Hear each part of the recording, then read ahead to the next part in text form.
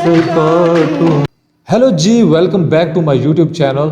आपको पता है कि इस चैनल पर हम वीडियोस लेकर आते हैं इंडिया के ट्रैवल के बारे में, और ये वीडियोस इतनी मज़ेदार हैं, आप सब लोग मुझे रिकमेंड कर रहे हैं लगातार, और मैं पूरी कोशिश कर रहा हूँ आपकी सारी वीडियोस को मैं रिएक्ट करूँ, और जो नहीं मैं कर पाता उनको मैं अपनी लिस्ट में लिखता जा रहा हूँ, और बारी बारी सब पर मैं अपना रिएक्शन रिकॉर्ड करवाऊँगा। बहुत शुक्रिया आप सब लोगों के बार बार वापस आने का, इतनी मोहब्बत दिखाने का, और हम बहुत जल्द पाकिस्तान की तरफ से इंडिया की ट्रैवल वीडियोस का ये सबसे बड़ा चैनल बनाने के लिए जा रहे हैं। उसके लिए मुझे आपकी सपोर्ट की ज़रूरत होगी। आप अगर ये वीडियो देख रहे हैं और अभी तक आपने सब्सक्राइब नहीं किया तो प्लीज़ इसे सब्सक्राइब ज़रूर कर लें और वीडियो को लाइक कर दें ताकि ये वीडियो ज़्यादा लोगों तक पहुँचे। मेरे एक सब्सक्राइबर ने मुझे बार बार इसरार किया कि हम थोड़ा सा अब कल्चरल साइड पर भी जाते हैं, तो एक वीडियो है India in pixel YouTube channel की तरफ से, क्या हिंदी और उर्दू वाकई डिफरेंट लैंग्वेजेस हैं। तो ये एक बहुत ज़्यादा इसरार किया जा रहा था इस वीडियो पर रिएक्ट करने के लिए, तो मैंने कहा कि फाइनली इस पर करते हैं। तो मेरा ख्याल से देखते हैं वीडियो के अंदर क्या है। एक डिफरेंट सी चीज़ है। यूट्यूबर जो हैं, जो मुझे बताया गया कि वो खुद से कंप्यूटर साइंटिस्ट हैं, उनकी एजुकेशन बड़ी ज़बरदस्त है, लेकिन साथ साथ इस किस्म का डीप किस्म का नॉलेज वो शेयर करने के लिए जा रहे हैं। तो हम देखते हैं कि ये कैसा होने वाला है। मुझे तो ये चीज़ें बड़ी पसंद आती हैं, इसलिए मैंने फ़ौरन उनकी बात मानी और मैं आ गया। और लेट्स स्टार्ट। देखते हैं कि इंडिया और पाकिस्तान की जो लैंग्वेज उर्दू है, ये बैकग्राउंड क्या है, कैसी है, वाकई डिफरेंट है कि नहीं, वीडियो में बताया क्या गया है, कोई आइडिया नहीं है। मिलकर देखते हैं और फाइंड आउट करते हैं कि वीडियो कैसी थी। बातें करेंगे बाद में। Let's start the video. दो सेम लैंग्वेज हैं या दो डिफरेंट लैंग्वेजेस? शुरू से स्टार्ट होता है। क्या हिंदी और उर्दू सेम लैंग्वेज हैं या दो डिफरेंट लैंग्वेजेस? क्या ये सवाल भी आपको अंदर अंदर खाए जा रही है? Well, worry not, because I have the answers. Well guys, according to 99% of experts online, Hindi and Urdu are exactly the same language. अच्छा, हिंदी उर्दू अलग अलग जबानें नहीं है, टोपी ड्रामा है। अच्छा। Yeah, that's right. That's the video guys. Thanks for watching. Like, comment, बस? subscribe. Bye. अरे ये क्या? अगर ये आंसर इतना सिंपल होता तो अच्छा, शायद इतनी अच्छा। बारी पूछा ही नहीं गया होता और मैं ये वीडियो बना ही नहीं रहा होता। बेशक एक हिंदी और एक उर्दू स्पीकर एक दूसरे को अच्छी तरीके से समझ सकते हैं, but does that mean that they are speaking the same language? हमने पिछले वीडियो में देखा था कैसे एक बंगाली और एक ओडिया स्पीकर अपने अपने लैंग्वेजेस में एक दूसरे के साथ फ्लुएंटली बात कर सकती हैं, बट इससे ये तो साबित नहीं होता कि ओडिया और Bangla are the same language. On that note, चलिए कंपेयर करते हैं कि कैसे ओडिया और बंगाली का रिश्ता is different from Hindi and Urdu का रिश्ता।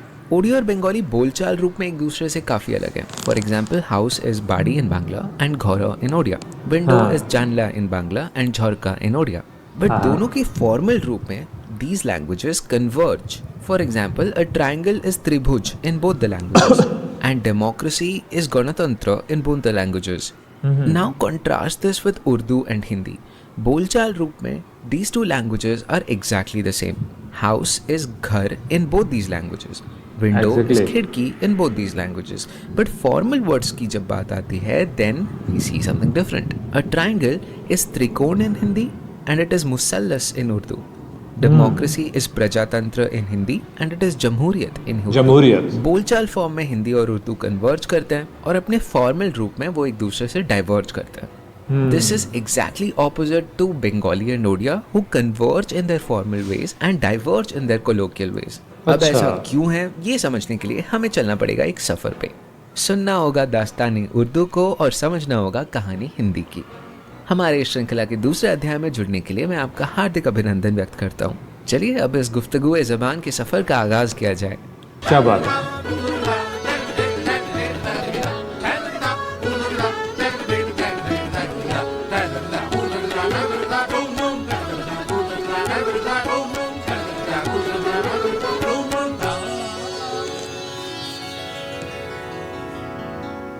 दुनिया की सबसे ज़्यादा बोलने वाले भाषाओं के लिस्ट में हिंदी आता है नंबर 3 पे विद 60 करोड़ स्पीकर्स और उर्दू आता है नंबर 10 पे विद 23 करोड़ स्पीकर्स। यानी कि अगर हम हिंदी और उर्दू को सेम लैंग्वेज की तरह ट्रीट करें, then the total speakers of Hindi and Urdu would exceed the total population of Europe. Anyway, Hindi is an official language of India and also Fiji, जबकि Urdu is both the official and the national language of Jamhuriyat Pakistan. आप में से कुछ लोगों को जान के ये शायद हैरानी होगी कि हिंदी और उर्दू दरअसल सेम लैंग्वेज फैमिली से आते हैं, the Indo Aryan language family, यानी कि इनका कॉमन ओरिजिन संस्कृत से हुआ है।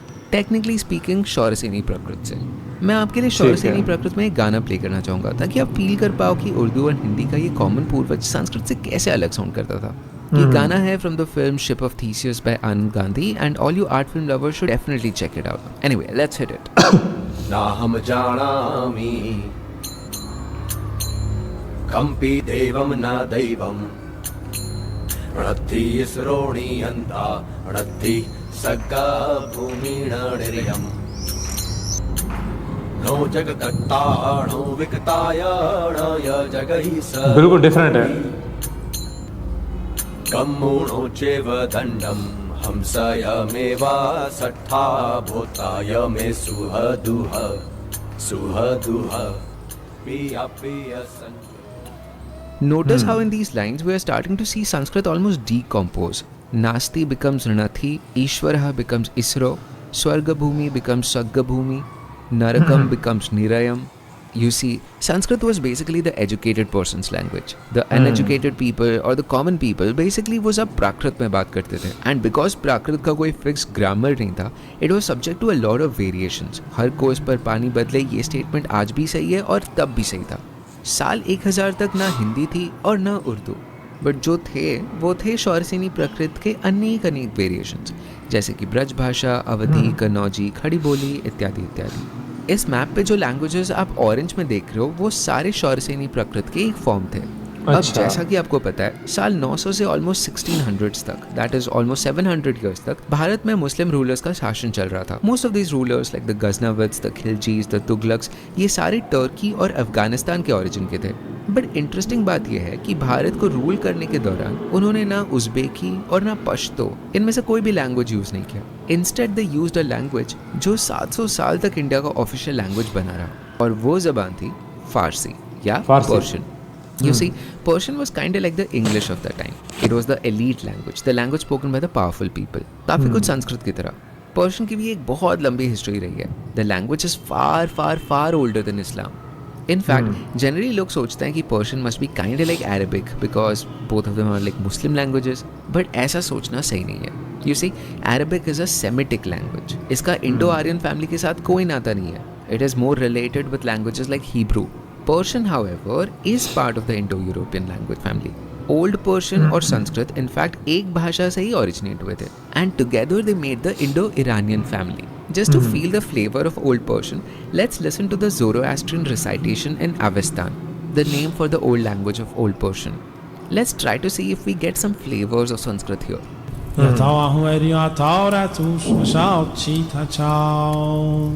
Van keush das damne kosh yaol tananam an keush mazdai shatrim chahurayav yendre gobyo dadat vastaren Hashem vohu vahishte masti ushta asti ushta ahmai yatashahi vaishtai Hashem. I don't know about you, but that sounds definitely like a Sanskrit yagya. In fact आज भी अगर हम Persian numerals देखें, then they seem exactly like Sanskrit numerals. 1 2 3 4 5 in fact these famous lines to describe the beauty of Kashmir, गर फिरदौस बरुए ज़मीअस्त अमीअस्तो अमीअस्तो अमीअस्त। अगर पृथ्वी में कहीं स्वर्ग है तो यही है, यही है, यही है। Here you can see that the ast is exactly from the Sanskrit asti. And very interestingly, इस poem के निर्माता थे आमिर खुसरो जी, a person who had such a big role in shaping India's linguistic. अमीर खुसरो। You see, इंडिया में हमेशा से ये system चलता आ रहा है, एक एलिट लैंग्वेज जो रूलर्स का लैंग्वेज होता है और दूसरा कॉमन लैंग्वेज जो रास्ते में बोला जाता है। एक टाइम पे ये एलिट लैंग्वेज संस्कृत थी, आज ये एलिट लैंग्वेज इंग्लिश है, एंड मुस्लिम शासन के दौरान ये एलिट लैंग्वेज पर्शियन थी। सड़क पे बोली जाती थी अवधी, ब्रज, कन्नौजी, खड़ी बोली इत्यादि इत्यादि। क्योंकि इन फॉरेन रूलर्स को इन भाषाओं के डिफरेंसेस के बारे में इतना फ़र्क नहीं पड़ता था, they called all of them together in one word, Hindavi और हिंदी। आज जैसे इंग्लिश और हिंदी लर्न करना दोनों साथ में इज़ काफ़ी कॉमन, उस टाइम पे भी अर्बन लोग were learning both Persian and Hindavi. कुछ ऐसे एनवायरनमेंट में पैदा हुए थे आमिर खुसरो जी। मेरे ख्याल से ही probably must have been like a पूर्व जन्म ऑफ टैगोर और Shakespeare or Da Vinci, someone like that. Get ready for some bragging on his behalf. Amir Khusro was considered to be the founder of Qawwali, the inventor of the sitar. the founder of two musical styles, Khayal and Tarana. He was also fluent in Turkish, in Arabic, in Persian, in Khadi Boli, Braj Bhasha, Bhojpuri and Awadhi. And talk of a polyglot. Later in life, Khusro also became the devotee of Hazrat Nizamuddin Auliya Ji, the Sufi saint of the Chishti order. अगर आप कभी दिल्ली में निज़ामुद्दीन दरगाह जाओ, then you will find him resting next to his master. Anyway, so Aamir Khusro जी ने एक ऐसा गज़ल compose किया जो कि हमारे डिस्कशन के लिए काफ़ी इंपॉर्टेंट है. The ghazal is titled Zihal Miskin, which is important because actually आप खुद ही सुन लो. ज़िहाल मिस्कीन मकुन तवाफ दुराए नैना बनाए बतिया. ज़िहाल मिस्कीन मकुन तवाफ दुराए नैना बनाए बतिया. शबाने हिजरा दराज तू खुश बरोज वसलत तू उम्र कोता. बरोज वसलत तू उम्र कोता. बरोज वसलत तू उम्र कोता. सखी पिया को जो मैं न देखूं तो कैसे काटूं अंधेरी रतिया. सखी पिया को जो मैं न देखूं तो कैसे काटूं अंधेरी रतियां. तो क्या नोटिस किया आपने? हम देखते हैं कि इस गाने में एक लाइन फारसी में तो दूसरा हिंदवी में, टेक्निकली ब्रज भाषा में. It is almost like a Farsi Hindavi sandwich. इस्लाम में सूफी मूवमेंट का कोर टेनेंट ही यही था कि इंसान से प्यार खुदा की इबादत का ही एक जरिया है. This was beautifully happening in parallel with the भक्ति मूवमेंट इन हिंदुइज्म, जहाँ भक्ति को मुक्ति का मार्ग बताया गया था. फारसी तो तब की एलीट लैंग्वेज थी, but because of this common interest in भक्ति एंड प्यार, फारसी हिंदी का ये सैंडविच दोनों मुस्लिम और हिंदू कॉमन लोगों को अपील करने लगा. हिंदवी में भजने और फारसी गज़लों के मिश्रण से बने इस सैंडविच लैंग्वेज को 1740 में नाम दिया गया रेख्ता. फारसी में इसका मतलब है स्कैटरिंग, एक मिश्रण. अच्छा, let me show you unique language used in poetry and आप मुझे बताना है इसमें आपको क्या यूनिक लगा. अर्ज किया है, सजन आवे तो पर्दे से निकल कर बहार बैठूंगी, बहाना करके मोतिया का पिरोने हार बैठूंगी. उन्हों यहाँ कहेंगे तो कहूँगी काम करती हूँ, अठलती और मठलती चुप घड़ी दो चार बैठूंगी. नज़ीक में उनके जाने की खुशी सूं साध हूँ दिल में, वले लोगों में दिखलाने को हूँ बेजार बैठूंगी.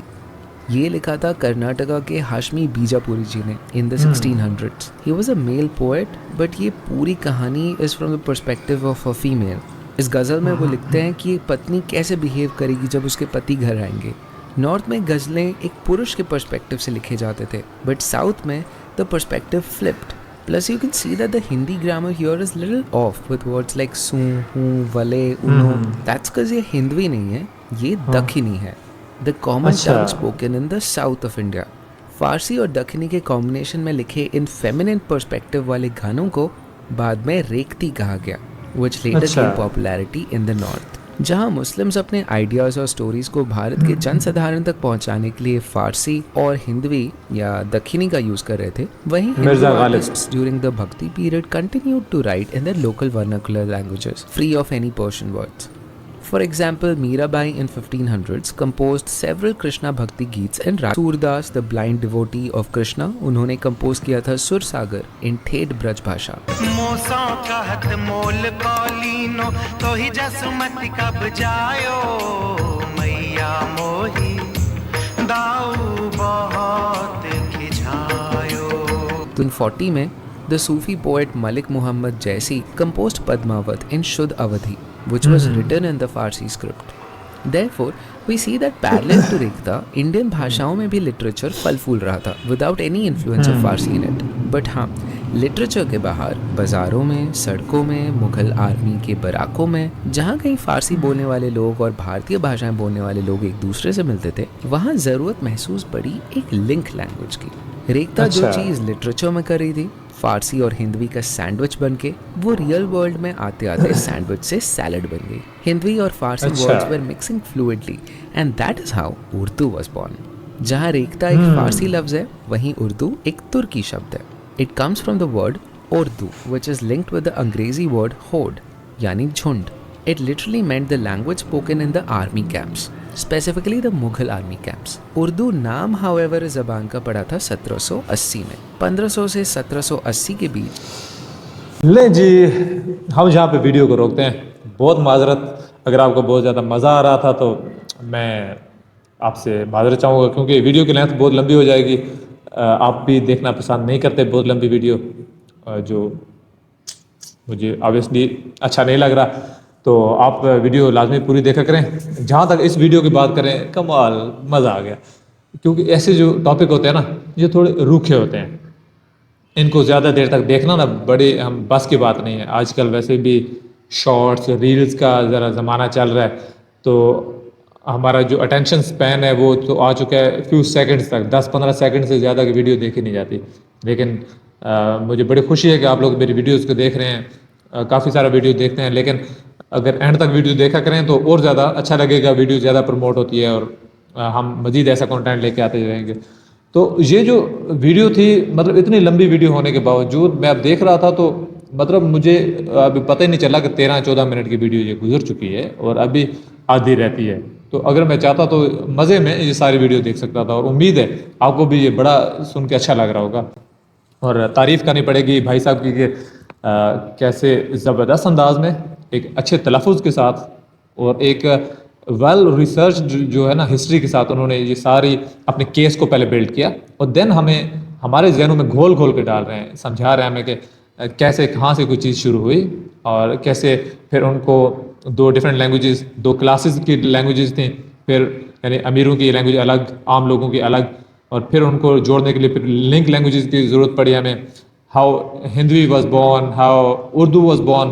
तो ये सारा एक ज़बरदस्त किस्म का पर्सपेक्टिव हमें मिला है देखने को. यानी काफ़ी चीज़ें हमें पता है कि जैसे अब उर्दू पे मैंने रोका तो मैंने इसलिए रोक दिया कि चले एक नया टॉपिक शुरू हो रहा है तो हम यहीं से शुरू करेंगे. अब उर्दू के जैसे उन्होंने कहा है कि ये एक इसका मतलब भी ये है कि लाइक लश्करी, इस उर्दू में हम बोलते हैं लश्करी लैंग्वेज. लश्कर बहुत सारी जो ज़ुबानें हैं उनको मिलकर मिक्सचर मिलकर एक लैंग्वेज बन जाता है. उसी तरह हमें हिंदवी का भी पता चला कि कैसे हिंदवी ये चल रही थी और कैसे हिंदवी का स्टार्ट हुआ, कैसे ये बनी. तो खैर बड़ा मज़ा आया. इसको हम तसलसल को तोड़ेंगे नहीं. मैं फ़ौरन ही दूसरी वीडियो, इसका दूसरा पार्ट आपके सामने लेके आऊँगा. आपका इस वीडियो पे प्यार बताएगा कि मुझे दूसरे वीडियो बनाना चाहिए कि नहीं, दूसरा पार्ट बनाना चाहिए कि नहीं. मुझे इसके ऊपर बहुत सारे कमेंट्स चाहिए. जितने लोग हैं मुझे उतने ही मुझे लाइक्स चाहिए. आपसे मुलाकात होगी अगली वीडियो में एक नई नहीं, इसी वीडियो के दूसरे पार्ट के साथ. तब तक के लिए मैं आपसे इजाज़त चाहूँगा. Bye bye.